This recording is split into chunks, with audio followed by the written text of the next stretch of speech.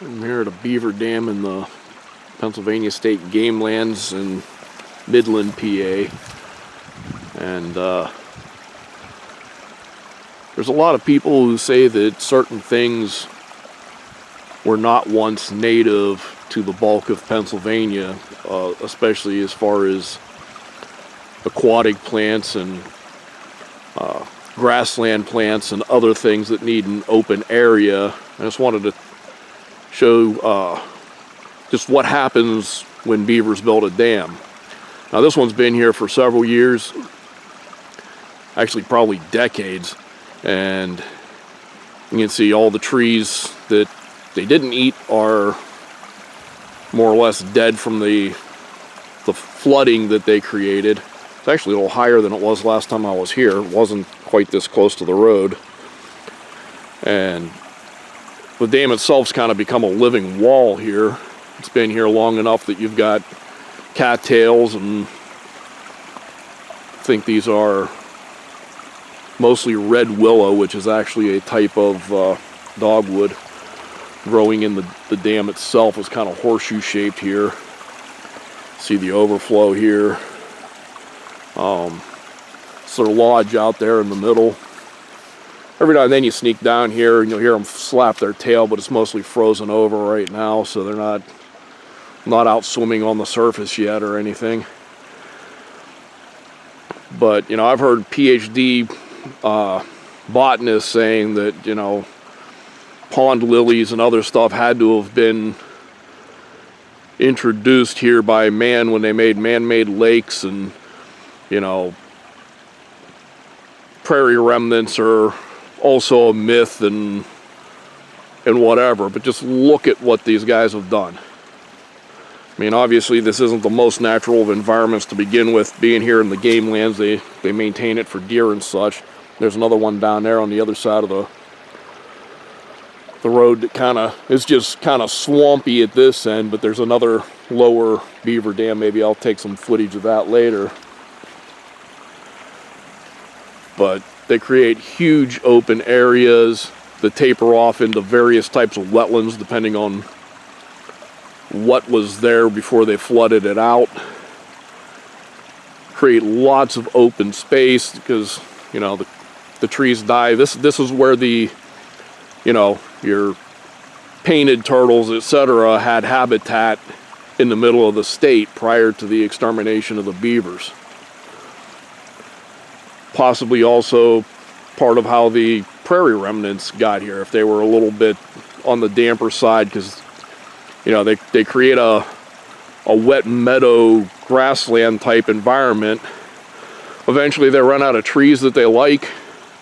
I've seen one place before where up near a place called Lolita, up in the middle of the state, there used to be a beaver dam, and the beavers abandoned it when basically it all went back to conifers because they ate all the trees they liked. When these things are left, they slowly, you know, they revert to forest eventually. They turn to grassland, you know, wet meadows, marshes.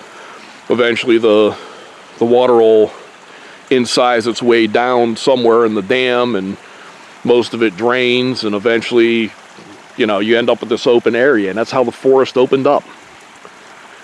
And this was a constant ongoing process.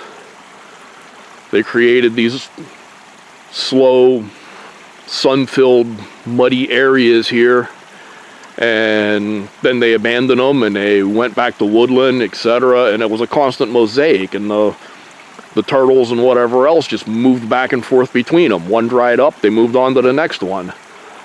You see, they tended to do them in chains. As they expand, they, you know, some of the relatives move up or downstream and find another spot, and, you know, well within walking distance of a turtle.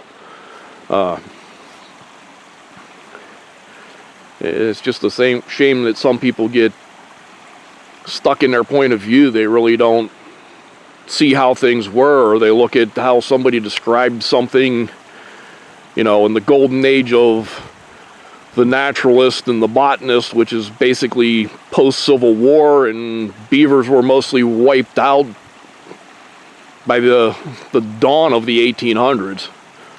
at least in this part of the country. People were already chasing them all the way to the Rocky Mountains to find them. You wouldn't have had trappers out in the Rocky Mountains if they could have found them in Pennsylvania or New York. You know, a few did survive there, but, you know, not enough numbers to support trappers anymore. And people are looking back at that point in time, and the way things were described in, you know, 1870 is, you know, people have been modifying the land for a couple centuries at that point in time. Just a little glimpse of what the place was like. Used to be probably almost every creek in Pennsylvania had at least one of these, probably more. I'm actually surprised since the last time I've been here. This dam's actually abandoned, and you can see where the water's flowing through a breach right there. So this gives a good idea of it starting to revert back. You got basically some wet meadow, and I mean that's going to go back to being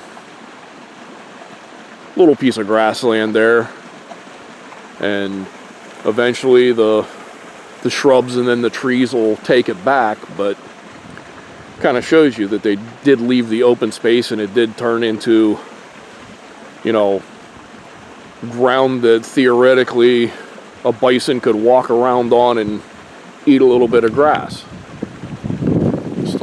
Still see that stump out there in the middle with the tooth marks on it. But yeah, that's the old dam right there. You can see the breach in it. It's all the way over to about here. You can see water's moving a little bit swifter here, cutting its way through the silted up mud bottom, and eventually that'll go back to being your typical stony bottomed Pennsylvania Appalachian Plateau creek. But for a while it flattened out into this nice wetland here that, you know, I'm assuming now that this is draining, some of these cattails are gonna give way to the grass, and away we go. You can kind of see the upper pond there and the crossover road I was standing on before. But over there, like I said, the game land's not the wildest place. You can see where they kind of keep that mowed to make it a field. Sometimes there's places where they even plant corn or millet or something out here just so they got a place where they can release pheasant for the hunters. But you can still kind of get the gist of what happens. Here's another little piece of wetland created by the beavers over here. So it's a constant ebb and flow. This happened on all the creeks everywhere in the state at one point in time. So you had your mountain trout streams turning into an open sunny pond for panfish, and then going back to a fast moving trout stream over and over again as it alternated through these dams, and you know, these provided habitat for all your more slow water flora and fauna.